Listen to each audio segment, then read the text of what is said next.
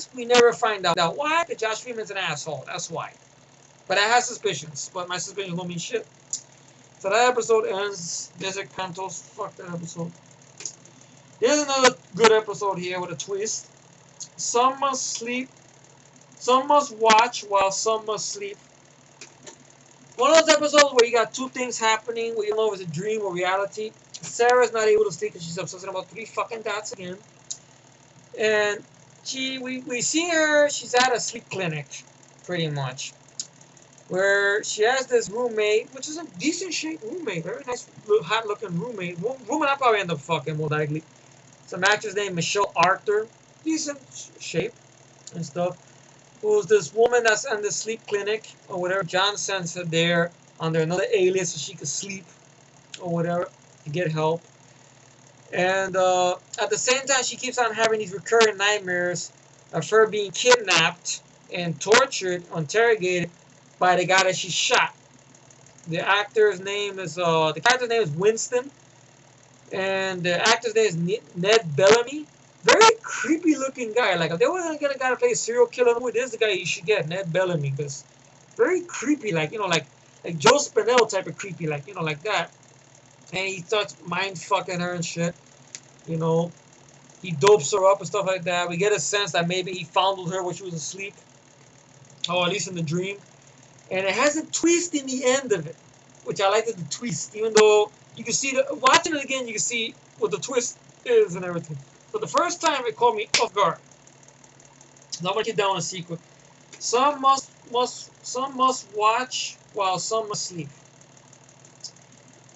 And of course, you get this episode here, Ourselves Alone. Very turning point episode where Riley's on the spot pretty much, and you see flashbacks of her, and I guess some stuff goes on because some other shit happens and stuff. I don't know what the fucking episode about. I can't believe I just watched this shit a while ago and I don't remember the fucking episode. People are laughing about it. Damn, 3 hours into this shit. So what do you want from me, man? I love the show. What do you want? Oh, God. Why do I have a feeling no one's watching this shit? Oh, man. Oh, fuck.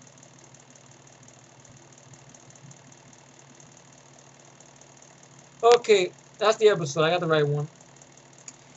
They have doubts about Riley and everything like that because Riley supposedly is bringing a lot of attention to John because you have a caseworker showing up at the Connor's house, asking John questions, and they notice a bruise on Riley's face, and her foster father, which she's staying with, thinks John might be involved in something.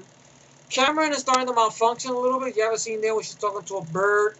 She tries to let the bird go. Her hand crunches up and crushes the bird without her noticing it. And she looks at the bird and like she's like almost a little sad, like she didn't really want to do that. And a good old T1 practical effect. She cuts the arm open. You see her adjusting once again. Old T1 and practical. Riley sees this. Riley gets scared. Tries to go to Jesse for help. Jesse says, "You got the mission. Don't forget your mission, love. Then go back over there." Once again, Australian accent, over the top. And Derek has a plan to try to go get this lawyer who's connected with Kaliba to get information out of him, and he wants Jesse to help him. Jesse doesn't want to do it. He goes, "You're in, though," but she doesn't want to do it. And pretty much, then what happens is Riley realizes what Jesse's plan was. To have Cameron kill her so John could destroy Cameron and not put Cameron in charge in the future of any missions or whatever. So Riley figures that out, and Riley, and Jesse have a scuffle. Decent female fight, okay. Not choreographed, but more like a struggle or whatever. And she kicks, Jesse's ass a little bit. It's like, all right, he's doing that. Jesse takes the gun, shoots her through the heart, killing her. And basically they find out Riley's dead, and right away Cameron, they try to point the finger at Cameron about it and stuff. Cameron tries to say, I'm sorry for your loss and stuff. Why, you wanted to kill her and all this other stuff. And then good drama there, good moment. And pretty much, that's how Ourselves Alone. And then you have this two-part episode. Today is the day. I think in the first part of the episode, today is the day, that's when you find out Riley gets killed. And John goes to the morgue to look at the body. He has a little moment where he touches her hand. You notice he's looking for something. To notice something there. But it's painful for him. He goes, I'm sorry. He pretty much just closes the door on her and walks away in pain. He breaks down and cries. And then pretty much we get a flashback through Jesse's point of view on a mission that she went on, a submarine mission actually in the future, on this USS Jimmy Carter, the submarine with a bunch of the tunnel rats were at. But they had a T-888 that future John reprogrammed named Creek. Did a good job. I believe his name is and I gotta go back once again. I don't know, this is not a damn book. I go back and forth and shit. I hate when that happens. No, is it here? No, it's not here. Fuck.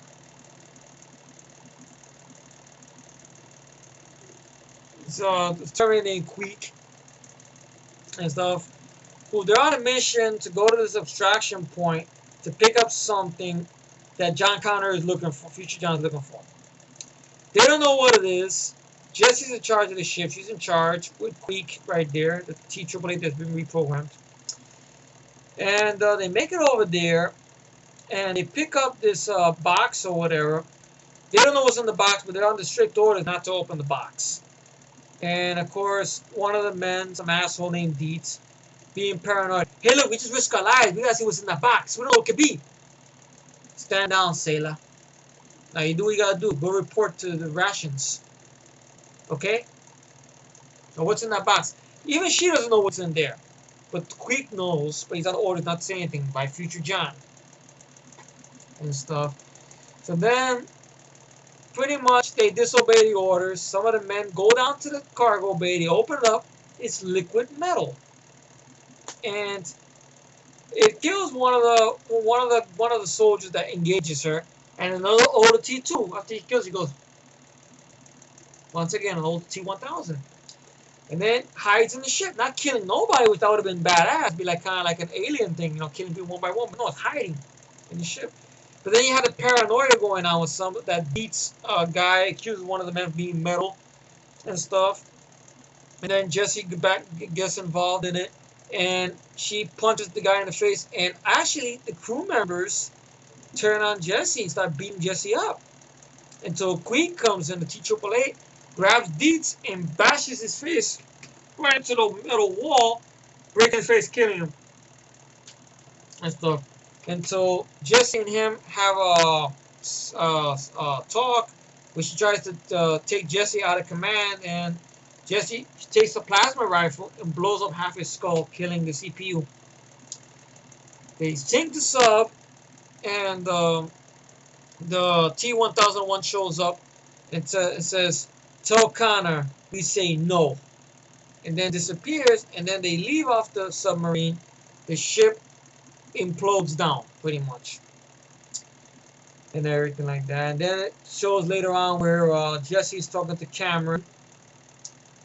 And wanted to know what's going on in the mission, everything like that. She goes, I want to talk to Connor. I have a message for Connor. Not you, for Connor. For Connor. Telling me, it's like telling John. It's okay. You know what the message was? No. That's what my crew got killed for a message. Now I want to know, what was the question? Would you join us?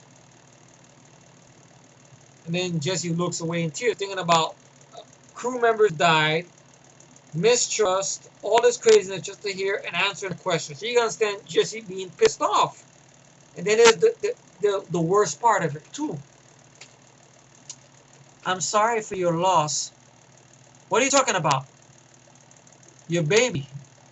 Your loss. Jesse goes, what do you mean? You were pregnant. You lost your child. What?